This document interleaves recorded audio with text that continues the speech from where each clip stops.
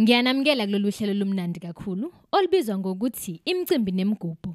Kulolu hlelo lunethulela imishado, imemulo, imkhehlo, imhlonyane, imembeso kanye neminye imicimbi kaMaskandi. Sanibonani, ngiyabingelela. Igama lami nguVictor waMkhwanazi. Ngila ekhaya sonke njengoba sihlanganele la ekhaya, sila ekhaya esigodlweni senkosi, esigodini sezweni elisha, esigodlweni senkosi uMntokozo Mkhwanazi, kwaNdabhlezi. Namhlanje nje usuku nje lusivuma nje kukanje, inkosi isiphelezela inkosi yakwethu ukuyokhehla uNdlunkulu esigodini saseMabedlana le Olundi. Siyakhona njengamanje nje ziyaphuma nje imoto abakhwanazi bangaphambili abadala kunami okufanele kube yibona abakhulumayo nje, kodwa nje namhlanje nje nami ngithatha isigaba sabo. Ngisemfishane kodwa ngubaba nami la ekhaya. Asibonge engikufisayo ke namhlanje ukuthi bonke abantu nje abamenywe inkosi abahambe nokukhulu ukuthokoza nenjabulo, nokuvikeleka futhi kophezulu nabakwethu oveyane abasembethe la ekhaya amakhosi akwethu ukuthi sihambe sokhehla uNdlunkulu. Angibonge ngibonga impela nje kubo bonke abazohlanganyela in behalf of everyone ozokwazi ukuthi asondele. Today this is a beautiful day wanamhlanje ukuthi we are actually ngangithi mina masixoxa ngithi the chronicles of Veyane continues. Today we are actually making another chronicle which is a historical event yomlando wakwethu kwaMkhwanazi la khona inkosi eyokhehla uNdlunkulu wesizwe wokuqala wesizwe. Engicabanga ukuthi isizwe namhlanje sobe sesiqala sithi asesiyamazi kuNdlunkulu wethu. Angibonge bakhwanazi abakhulu boVeyane. Sanibonani mphakathi wakaMpunyoni. Njengamanje silapha ke enkabeni edolobha eMtuba.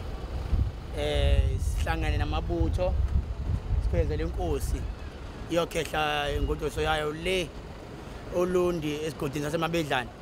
Njengamanje amabutho aqala amabhasi njengamanje amabhasi ahlelwe inkosi awu-15 sekuzoya ukuthi abantu baqhamuka babangakanani, kodwa inkosi yona ngebe 15 amabhasi ukuthi akekho umuntu ozosala, osalayo uzobe ethanda.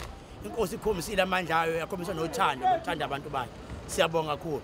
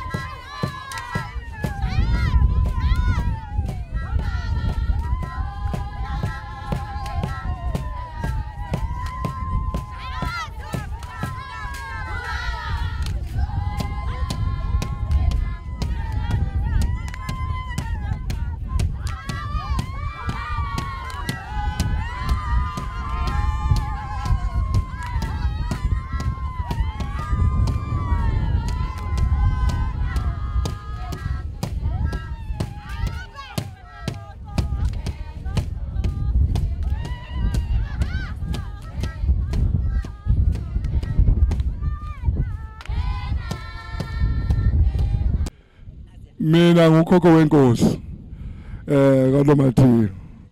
Njengoba silapha igama ngolokho kwamkhwanazi ngumvangeli wasesontweni loNyazi.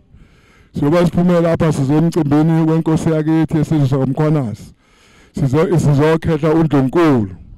Njengoba silapha sizojabula kakhulu uthi sizoba nomama wesizwe wethu wakamkhwanazi. Njengoba silapha ngicela siyinqwaba amabhasi ayishumi asuke la ney'nduna zonke zigcwele lapha kulesi sakamlapha. Sizobusa ke lapha sazi siyafisa ukuthi inkosini sinamakhosi maningi, inkosi kaGumede, inkosi maningi amakhosi la. Sihlangene ngomcimbi omkhulu wesizwe sakamkhwanazi. Ngiyabonga. Cha bafowethu silapha eMabedlane Olundi. Size ngomcimbi nje omuhle womkhehlo la inkosi yakamkhwanazi izokhehla khona oyoba uNdlunkulu wayo. Kuhle nje kudelile lapha eceleni kwami kunokhokho wayo kamkhulu, kunokhokho wenkosi esize ngayo la umkhwanazi ukuthi phela ubuya bomvangeli manje buye lento yokhokho mbuye ngayiqondi kahle ngazi le sonto. Kuhle nje kudelile kumnandi, silindele nje umcimbi omuhle, amabhasi asendleleni sisalindile nje kodwa izinto ziyaqhubeka. Sithemba ukuthi uzohamba kahle kakhulu. Bafowethu sijabulile. Ingayizivele le yethuba. Sizobuka nje okuhle kodwa siyathemba ukuthi abantu bazoyiphatha kahle noma sesibuyele emakhaya siphephe kube kuhle nje. Sithokoze kakhulu. Ilokho nje bafowethu umuntu angakusho. Cha okhulumayo noma bekade ekhuluma uGumede ebukhosini bakwaGumede le kwaMduku kwaMakhasa ehluhluwe. Ngizeke kuzakwethu la ukuthi ngizofakaza impela ukuthi cha hayi namhlanje uqala sona isigaba sokukhula noma phela inkosi ikhulu izalwa kodwa ke igaba zempilo zibaningi. Isigaba ke sihle lesi esenziwa inkosi sokuthi kubonakala phela ukuthi awu ubani oyiphekela inkosi. Ilokho nje bafowethu umuntu angakusho. Sizelana eMabedlane. Hamba nomnakwethu, uzakwethu inkosi yaMkhwanazi eMtuba. Izothatha umakoti ngokwesintu. Intokozo yonke lena ukuthi nami ngibone inkosi yethu omnakwethu uNdaba Ezitha aseMtuba kuthena abe indoda lento ayenzayo. Akusiyona indoda manje umfazi, especially kuyinkosi ngoba abakuhloniphi, basithathela phansi enxa uthena umuntu wesifazane wena uyikhanda kodwa nomzimba wonke.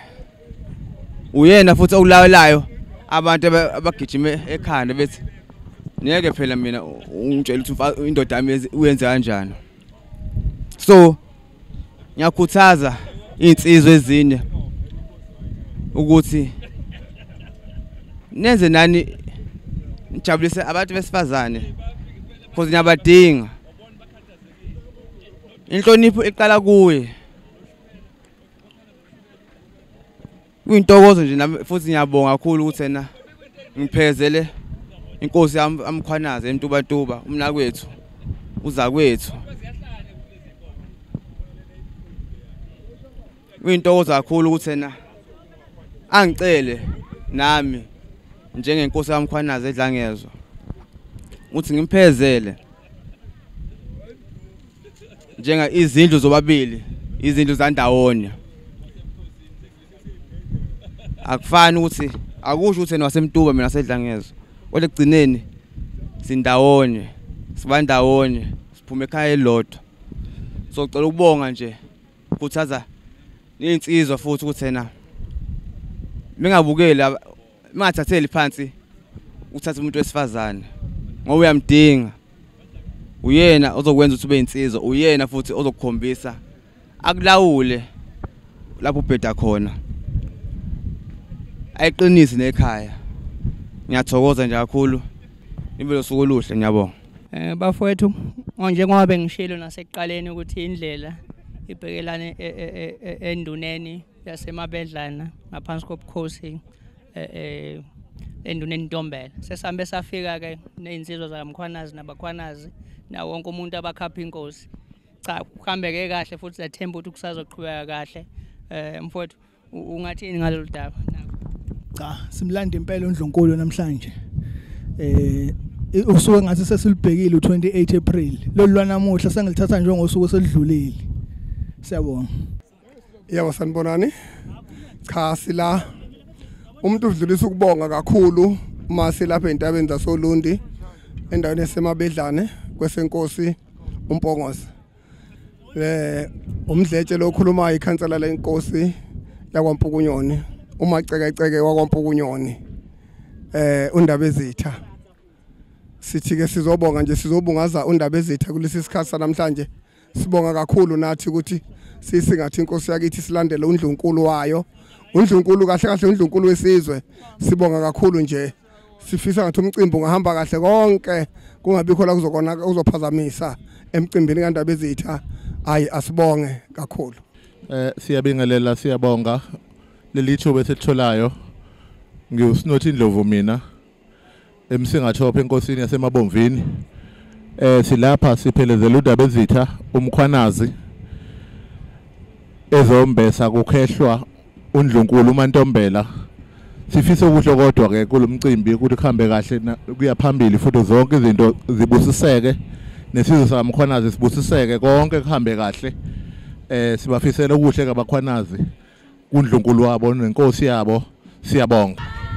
Njengoba silapha namhlanje endaweni yasoLundi eMabedlana, siphelezela inkosi yethu izokhehla umkayo umama wesizwe sethu. Sijabule nje kakhulu sizintombi njengoba niyibona nje langapha emva kwethu zihalalisa. Kumnandi nje kakhulu, siyabonga ukuba le ndawo. Sijabule nje kakhulu Nkosi yami. Sijabule kakhulu. Enkosini naseNdlunkulu sifisa nje ukubonga kakhulu umcimbi omhlanga kabawuhlelile, nathi izintombi saphuma sayiphelezela. NaseNdlunkulu safe samukeleka kahle kakhulu. Siyacela nje ukuthi engathi ngaqhubeka kube kuhle kanjena, ifike nenkosi nomama wesizwe ngale kithi eMtuba.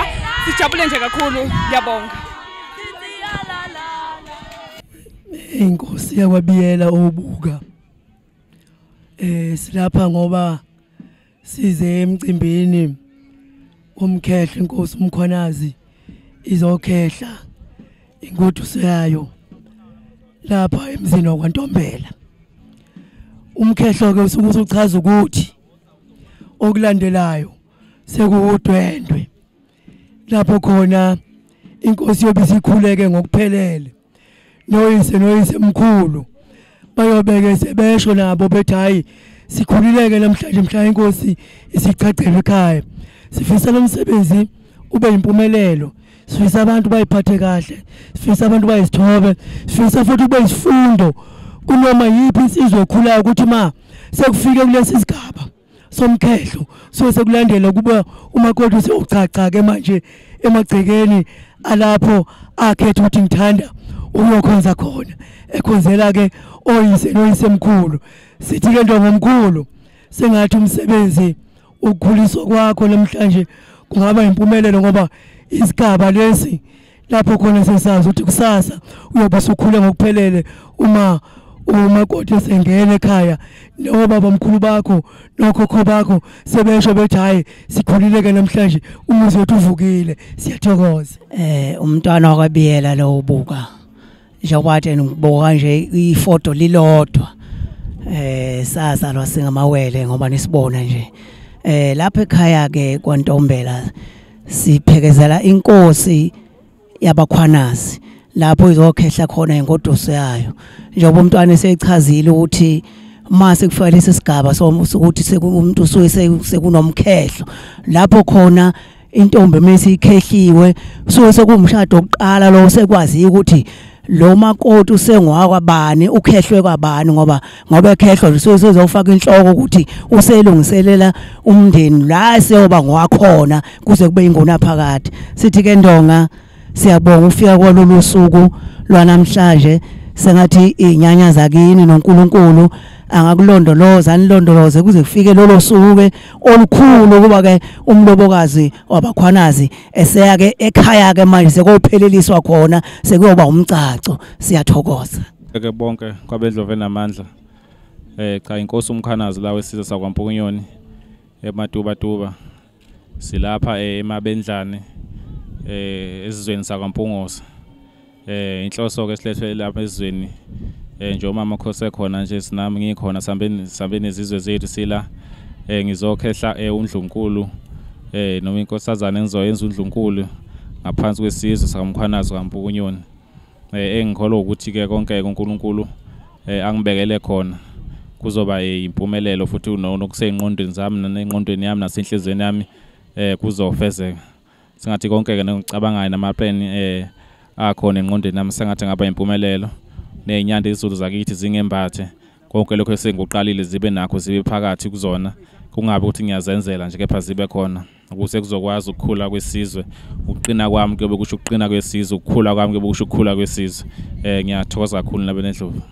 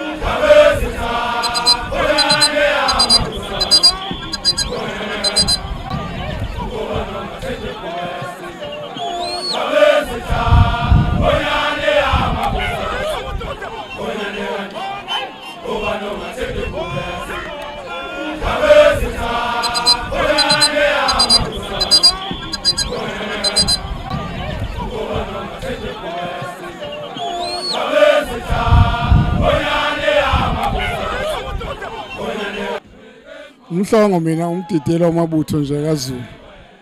Silapha ke namhlanje umkhehlo inkosi yakwamkhwanazi kwaMpukunyoni ikhehla uNdlunkulu wayo okaNtombela.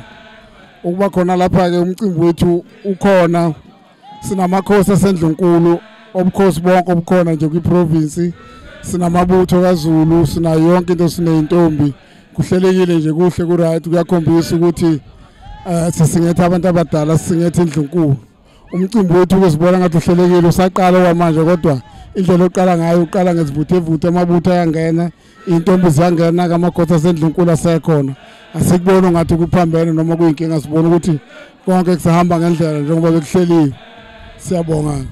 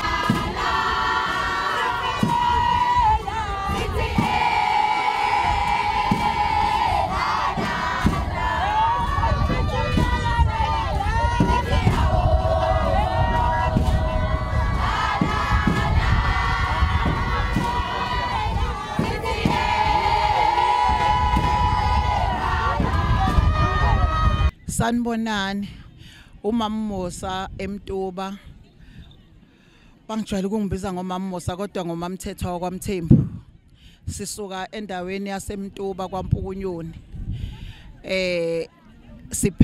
sonke nje sila singomama onomehlo baseMtuba nje banibona nje kubhaliwe ikiphi sigqokile onomehlo benkosi yaseMtuba sizolanda uNdlunkulu wethu sihamba nentombi nto njoba sihamba nentombi nto nje noNdlunkulu siyamazi ukuthi intombi nto uNdlunkulu ke ngimbonile lapha ya ehleni uyahlolwa ngiyazi ukuthi intombi naye so nje indlela esijabule ngayo nangendlela esizizwa sibaluleke ngayo angazi ukuthi singathini siyajabula kakhulu nokuthi nje entombini ezisencane sicela ukuthi zibone ubuhle bokuyiphatha ukuthi uma uyiphethwe uyinkosazana uba kanjani kwenzekani izinto ezinhle ngawe.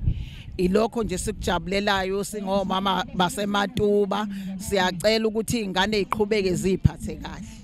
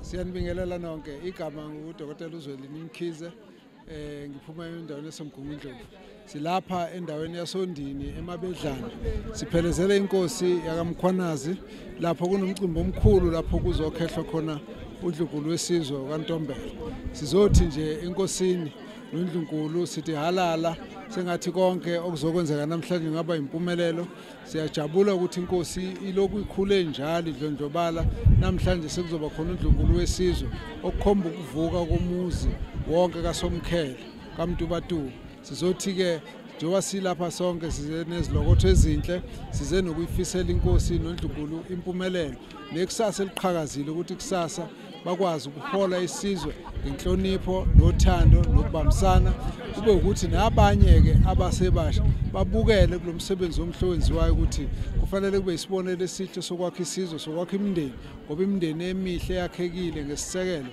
imizeni eyiyona isisekelo sesizwe anesizwe mangabe sizokwazi ukukhula ngokubambisana nokuhloniphana siba nentuthuko sibe nenqubekela phambili sithi ke halala beyane sithi halala nkwali yenkosi Shamasi umkhulu wona kaVeyana wona kaMtubatuba wona kaSomkhele phambili sitokuhle kodwa Nkosi yesizwe siyabonga.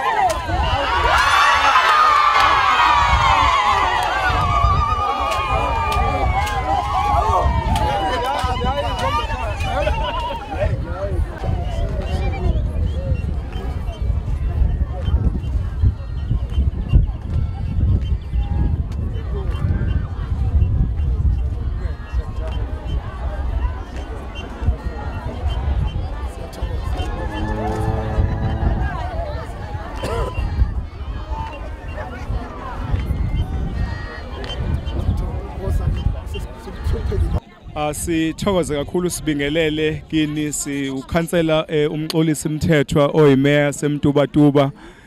Silapha ke ngoba sihamba nenkosi yethu thina enkosi uMtubatuba municipality sinenkosi eyodwa okuyinkosi yakwamkhwanazi. Silapha ke ukuzophelezela yona inkosi ukuzoqinisekisa ukuthi silapha ondini emabedlana ukuthi inkosi ikhethe imbali la siyazi ke ukuthi thina njengomasipala akukho kusihlukanisa namakhosi ngoba sonke isikhathi thina kufanele la khona okunamakhosi okunemicimbi yamakhosi sihleli sikhona ukuqikelela nokuqinisekisa ukuthi yonke imisebenzi ihamba kahle. Siyabonga kakhulu subongela nembali ekhethwe inkosi osekuundlunkulu wethu. Siyazi ukuthi akufanele inkosi ibe inkosi ingenaye undlunkulu la khona esesizokuya namasizokhonza inkosi akwazi ukuthi asiphekele idokwe. Siyathokoza ke kakhulu inkosi yesizwe Ndonga Shamase ukuthi sikulomcimbi omuhle kangaka nathi sesiwofakaza ukuthi ngempela ngaleli langa sasikhona inkosi izokhetha imbali. Siyathokoza ke siyathobeka kakhulu siyafisa ngathi umcimbi wonke ungahamba kahle kungabi bikho la kuzophazamisa. Siyazi ke noma kungekho kithi ukunikeza iyalo enkosini siyazi ukuthi lokhu abakwenzile ngoba siyazi ukuthi inkosi isekwi-age ecishile ingane neyethu. Siyazi ukuthi inselelo zingakanani othandweni ngoba azikhethi inselelo zothando ngisho enkosini ngisho kupresident ziba khona but siyafisa ukuthi sengathi usathane ngangabi khona bakwazi ukuthi bahlalisane kahle zonke izinto zibe kahle sifunde nathi sifunde ukuthi hayi umama wesizwe usiphethe kahle. Siyathokoza kakhulu. Sanibonani nganza kwethu uZulu boy bafanele thana amadawu xama njalo bashelela kabamdlayo uphendu bezinsizwa mahlala phenduka baphenduka umginqeni wasenanda nje ubufana nelanga ihlahla somdlebe singahlalwe inyoni yahlala yobhamu kamehlo uphendu. Sanibonani ngiyanibikelela nganza kwethu we are out here Olundi kumnandi kakhulu. Umakoti ikhanda she's been showered with imali kumnandi kakhulu nganza kwethu sithi sikhulekele emakhosini akhona kuyo yonke le ndawo nabantu bomphakathi basoLundi sithi salute. Sanibonani nonke enikhona la ngaphakathi anganani ukuthi ngaqalaphi ngendlela engijabule ngayo ngosuku la namhlanje. Intokozo kimi enginayo ngingasabiza igama lenkosi ngiyalibiza ngoba umntanami ngomcimbi wanamhlanje. Njengoba sikhona nje lapha ngibonge kubo bonke abantu abakhona la abazile bazongiphelezela ngomcimbi omkhulu kangaka weingane zami ukuthi zihlanganise uthando kube nemiphumela emihle othandweni labo. Ngiyazicelela nakuNkulunkulu nakubo bonke ukuthi umcimbi wabo uhambe kahle beqhubeke beze bethathane beze befe belahlane. Okhulumayo ke uma wabo uNdlunkulu uMkhwanazi eMatuba kwaNkomo kaYixoshwa. Ngiyabonga kakhulu kukho konke okwenzakalayo kuyangijabulisa. Ngiyacela nanokuthi bephathane kahle beqhubeke bekhule bebe ngangami bengibambise kuleya muzi siqhubeke nomakoti sihlale ngokuthula kube mnandi. Ngiyacabanga le njabulo ngeke ibe nenjabuso ngelinye ilanga. Ngiyabona nje ngijabula ngazi ukuthi ngizothini ngiphelela amagama. Ngiyabonga inkosi umntanami nomakoti umntanami abantwana bami bonke ngakho konke lokho mina sami ngiyambonga uJehova ngangingazi ukuthi nami emhlabeni uyongicabanga ngelilanga abantu behlangane nami. Ngiyangibona vele ukuthi ngicana ngiyabonga kakhulu mamchunu lokhulumayo.